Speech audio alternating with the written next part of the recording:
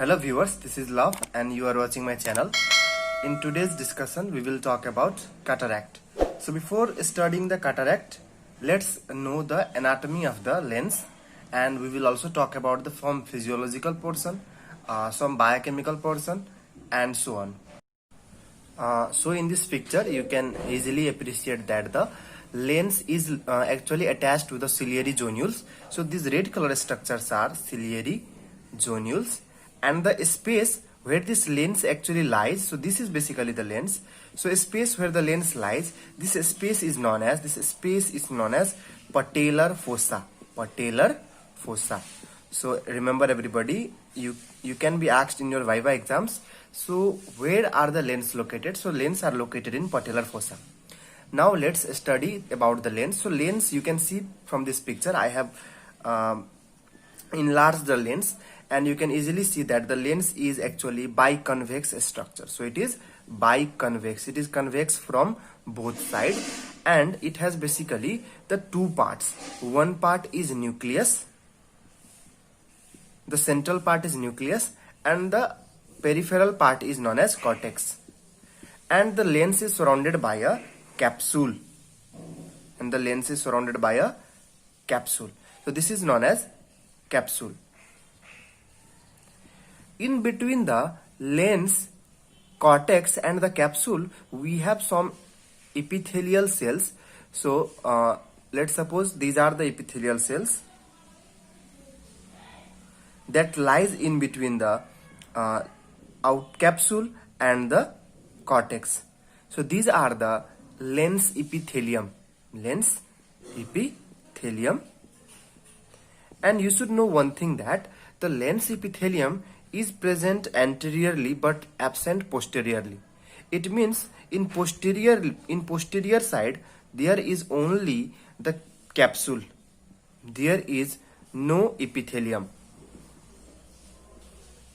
But in the anterior side there are lens epithelium lying between the capsule and the cortex. There are the fibers present in the cortex as well as the nucleus. So these fibers are basically known as lens fiber. Lens fiber. So actually the cortex and the nucleus both are made up of lens fiber. And you should know one thing, that the density of the fiber is more in nucleus than in cortex. So it is, so you can say that the nucleus is more dense, and the cortex is relatively less dense. So relatively less dense.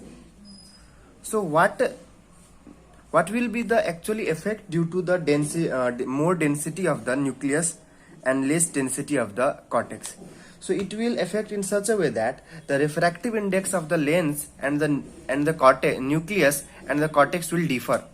So basically, while talking about the refractive index of the lens, nucleus, so refractive index, it is actually 1.42. So the refractive index of the nucleus is 1.42, but the refractive index of the cortex is refractive index is 1.39. So you can see that the refractive index of the nucleus is somehow more than the refractive index of cortex. So that's why what is the actually meaning of the increased refractive index? So when the light actually passes from the center, it converges more than the light passing through the periphery.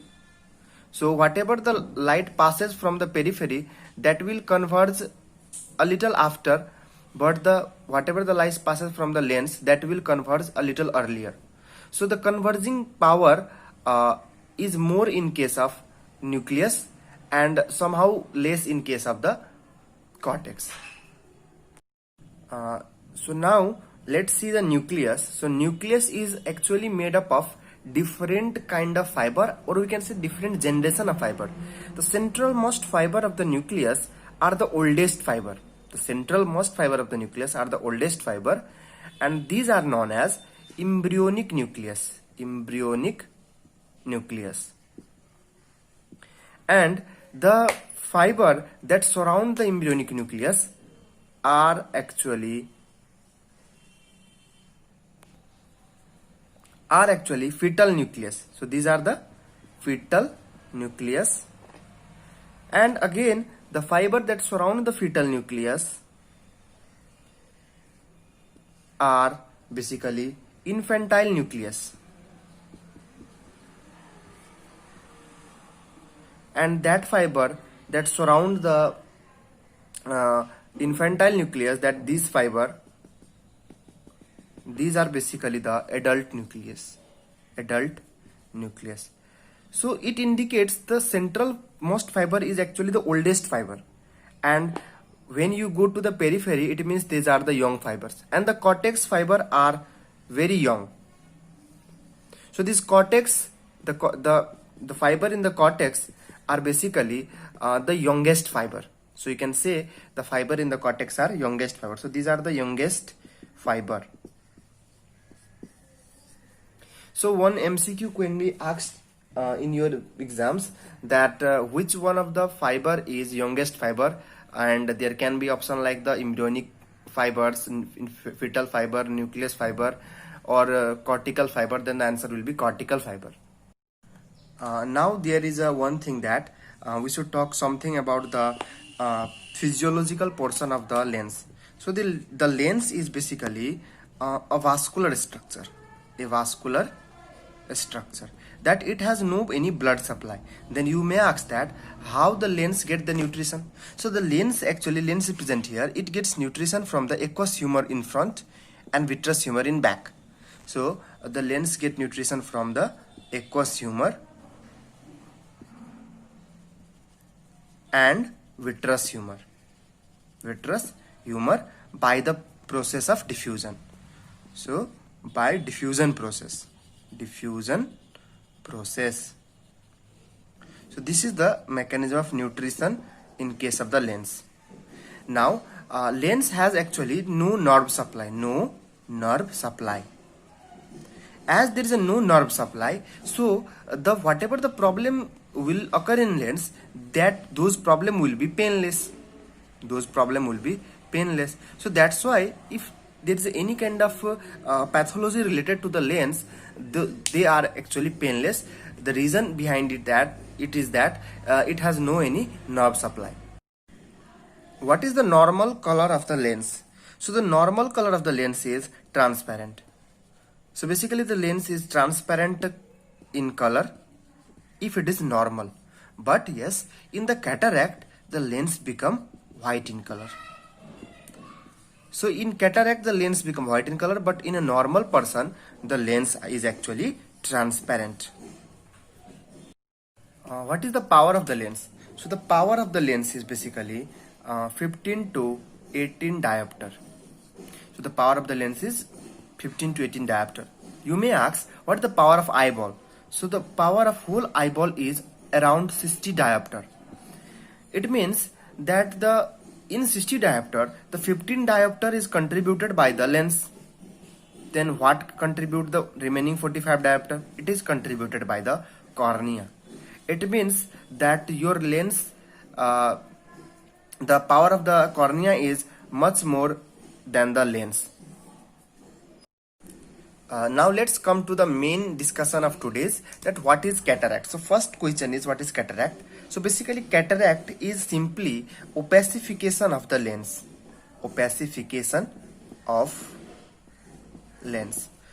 So what does that mean? It simply means that the lens usually is transparent. In color. And you know one thing, that the transparent object let the light to pass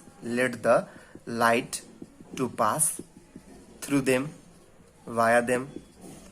So there is a peculiar feature of the transparent object, that they will let the light to pass via them. So so in a normal person, the lens is basically transparent. But if there is some event, and due to that event the lens became opaque. So opaque means lens became opaque, and from the opaque, now the light will not pass. Now the light won't pass, and such type of problem occur if occurred in the lens, we will call it as a cataract. So what is cataract? Cataract is actually transformation of the lens, that the transparent lens become the opaque, and now the light will not pass through them. And what happens if the light will not pass through them? Then very simple. See, this is a lens, and here we have the eyeball, and you can easily appreciate that the light should pass through the lens and it will fall at the retina. Then the image will be formed. But if the lens is opaque, can the light pass through them? So as the lens are opaque, then the light cannot pass through them and the image will not be formed. So ultimately, if there will be a opacification of the lens, then the main problem will be there will be decreased vision,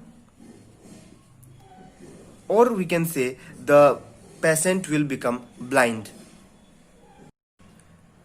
So the most common cause of blindness in world,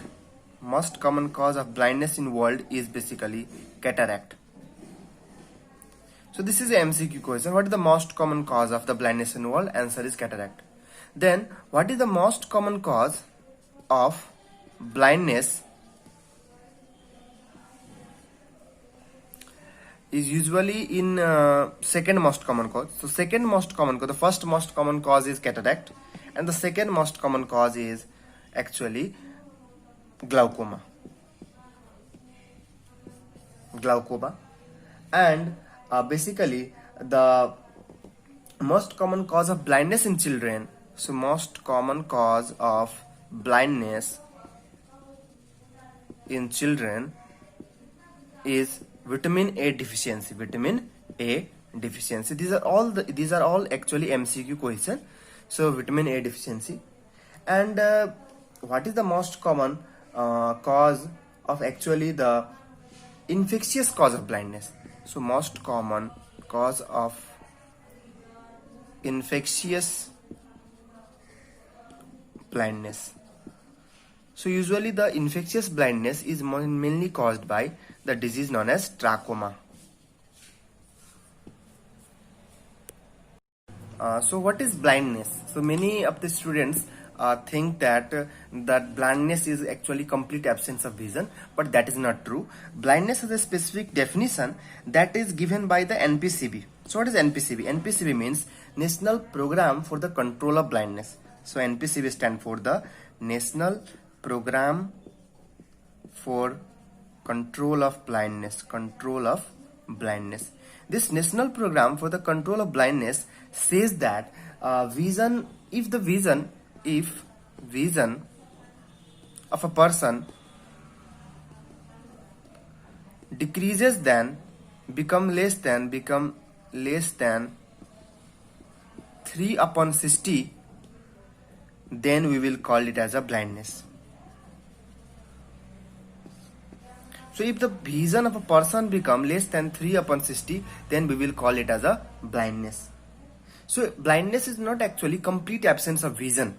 Sometimes the person may have the perception of light, and they are not completely blind, but also we will tell them blind. So what does this actually 3/60 means? So let's understand.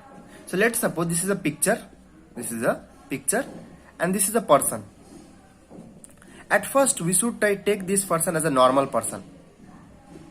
So let us suppose this picture can be seen by a normal person from a distance of 60 meters.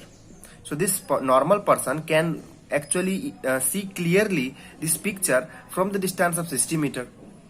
Now when we will call blind, if a person, now let's suppose there is another person, and this person is in a distance of 3 meters from this picture. Let's suppose this person is in a distance of 3 meters from this picture, but though this person cannot see actually this picture, then we will call that this person is blind. So this person is actually not seeing the picture from the distance of 3 meters that a normal person actually can see this picture at a distance of 60 meters. then we will call that this person actually uh, power of the eye is 3 upon 60 or less than 3 upon 60, and this person is blind.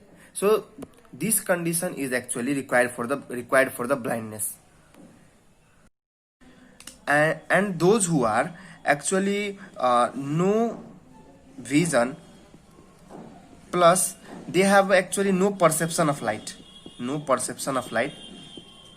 it means that if a light also passes through them, then they will not feel any kind of light. Then those person are known as absolute blind. So this was the talk. This was a small talk on the blindness. So now let's talk about the classification of cataract. So basically there are many classification given for the cataract, but we will talk basically two cataract. So the first classification is age related cataract.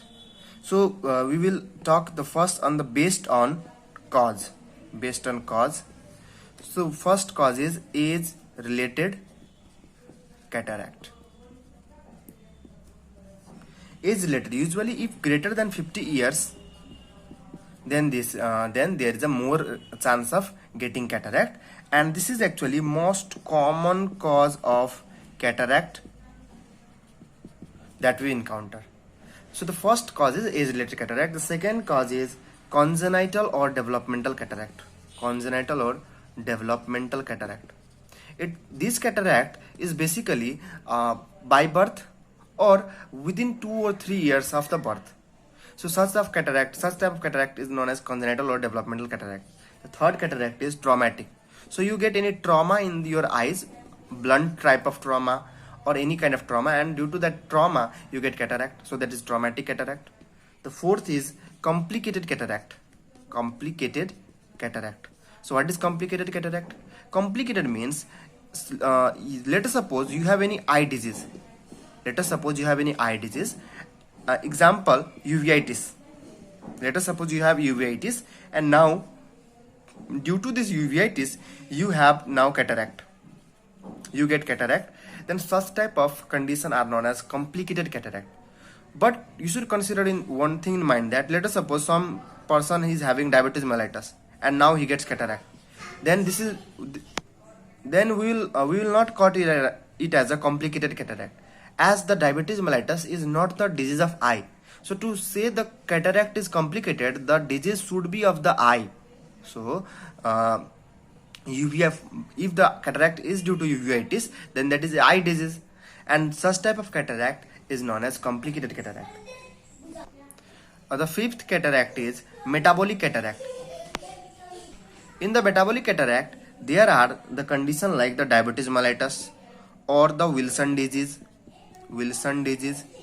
So these are the metabolic cause of cataract. The sixth cause is heat, radiation, and there is a very famous example of the radiation induced cataract, that usually after the atom bomb attack on the Hiroshima of the Japan, most of the person of the Hiroshima became actually cataract. Most person have developed the cataract. So from that time the doctors knew that the radiation is also causing cataract, and one of the most important cause is drug induced cataract, and the most common drug that causes cataract is basically steroids. So those person who are actually taking steroids, either the steroid are systemic or they are topical or in any form. So in any form, if you will give a steroid, then they can induce cataract. Now the cataract based on the morphology. So based on the morphology, basically the cataract can occur in the lens and basically in the nucleus. So if the cataract occur in the nucleus, we will call it as a nuclear cataract. If it occur in the cortex, let's suppose if it occur in this cortex, then we will call it as a cortical cataract. And it can also actually occur in basically the just beneath the posterior capsule. So if it occurs just beneath the posterior capsule, it is known as posterior subcapsular cataract. Posterior subcapsular cataract. So let us first study the nuclear cataract. So in the nuclear cataract, at first you should understand this. The opacification occur in the nucleus. So the opacification has occurred in the nucleus. So nucleus is now opaque. So in this condition, the main problem, the clinical feature that you will get in the OPD, that the patient will tell you that their day vision is diminished, but night vision is better. So the patient will come to you by the complaint of that, doctor, I am having the diminished vision in daytime, but in night time the vision is relatively better. So this kind of symptom is known as hemralopia. It is known as hemralopia. So what is hemralopia means? Hemralopia means the vision is actually diminished at daytime, but it is better at night time. So such type of the clinical scenario will be presented by the patient of the nuclear cataract. And why the problem is so, let's understand. So let's understand this. Let us suppose this is iris. This is a iris. This is a cornea. And these are the ciliary zonules, and this is actually lens. Now, what happens in daytime? Usually at the daytime, the pupil is constricted. So what does pupil constriction means? So pupilloconstriction means that the iris has actually come very close to each other, and the pupil is actually constricted. So this actually hole is actually pupil, and this hole is actually now narrowed down. So this is actually pupil. So in daytime, due to the pupilloconstriction, whatever the light comes from outside, that light should actually pass through the center. But in the center, there is a nucleus, and the nucleus is opaque. That's why in the nuclear cataract, there is actually diminished vision in daytime. As this cataract will not allow the light to pass. And the light will reflect back from the cataract. And that's why the person will tell you that there is a diminished vision at day. And the reason is that during the daytime, most of the light passes via the center, and the central part of the lens is actually opaque, and due to which the light cannot reach the retina, and the image cannot be formed in your mind. And that's why there is a diminished vision at the daytime. And when this light is reflected back, then you will feel a kind of glare. Glare means in Nepali it is known as chamak. So you will feel like the sparkle sensation in your eye, but the vision is somehow diminished. So this sparkle sensation, this glare, is actually due to the reflection of the light from the opaque region. But what happens in the night time? So let's see what happens in the night time. So at night, there is a pupillodilation. And when this pupil is dilated, let's understand this concept. Let's suppose that at night time the pupil is dilated, and now there is a very large space that is pupil, and the light can now pass from the periphery of the lens also. Now the light can pass from the periphery of the lens, and the image can fall in the retina, or the light rays can fall in the retina. It is not necessary that the light should pass from the center only. It can pass from the periphery, and there is no problem in periphery at all in the nuclear cataract. The peripheral part of the lens are okay. So that's why whenever in light the pupil is actually dilated, in night time the pupil is dilated, so the light can pass via the peripheral region of the lens where the opacity is not present, and now that light can converge at the retina and the image can be seen. That is why there is a better vision in night. That is why there is a better vision in night, and the glare will also be less at the night time. So the first thing that the nuclear cataract patient will tell you about hemeralopia, and the second problem is decreased distant vision. So the complaint will be like that doctor, I can write and study, but I have a difficulty to watch the far distance. So they have difficulty to watch very far distance. So they will tell you like the symptom will be like that doctor, I can write, I can study. Yes, there will be somehow difficulty that will not be like a normal person, but yes, the near vision is almost okay, they can manage, but they have a problem that they have difficulty for distant vision, that they cannot see anything in distance, they cannot drive well. So why the problem, such type of problem occur in case of nuclear cataract? So you should understand one thing that let's suppose this is lens and this is the nucleus. Now the nucleus has become opaque, and due to the opacity of the nucleus, the refractive index is increased. The refractive index is increased. Why the refractive index is increased? Due to the opacification. So what will happen if the refractive index will increase? So simply what happen, the converging power of the lens actually increases if the refractive index increases. So refractive index increases, it means converging power of lens increases.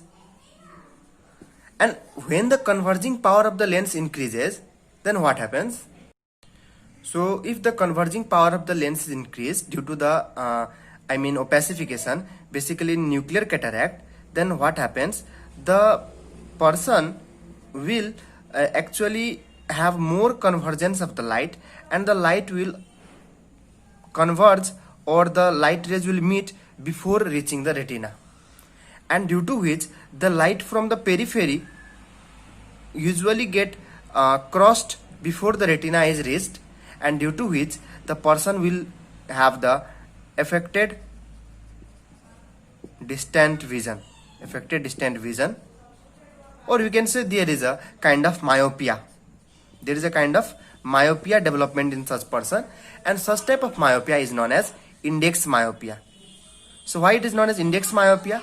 The reason is that there is a decreased distant vision due to increased refractive index of the lens.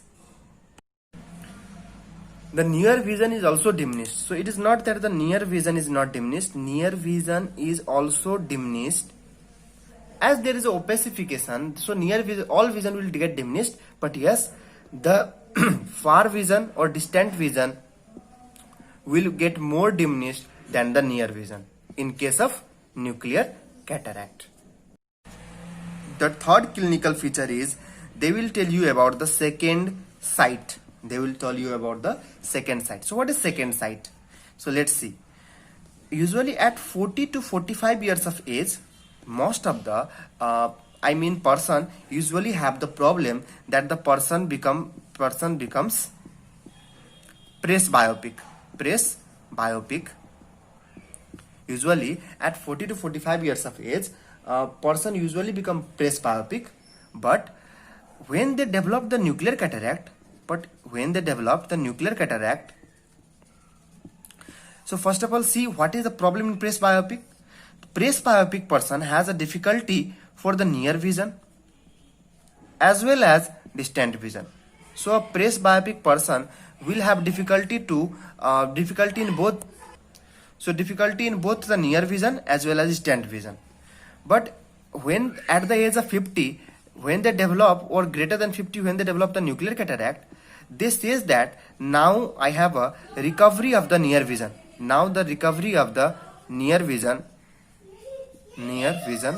they will say that previously I was not able to see the near objects as well as distant object, but now I am able to see the near objects.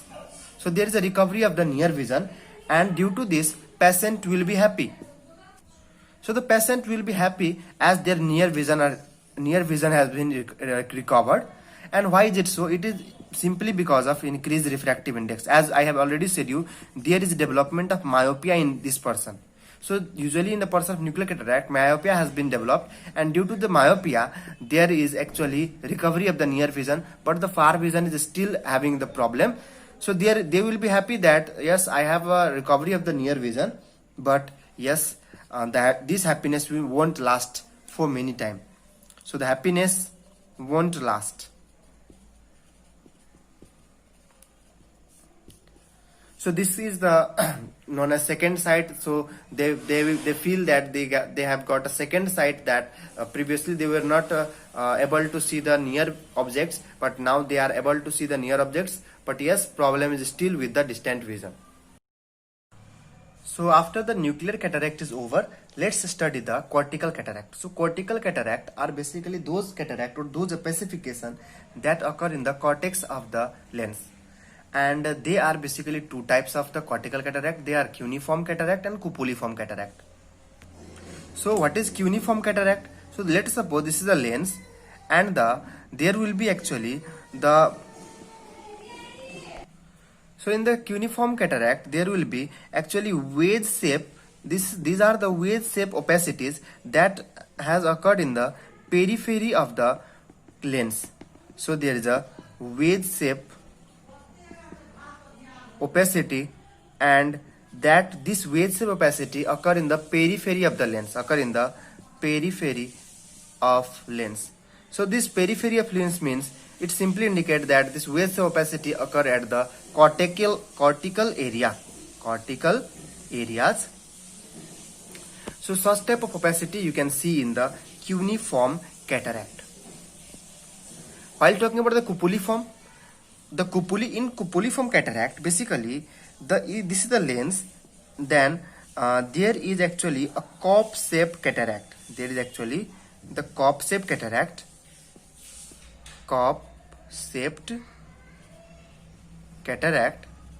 And due to the shape of the cataract is cup-shaped, it is known as cupuliform cataract.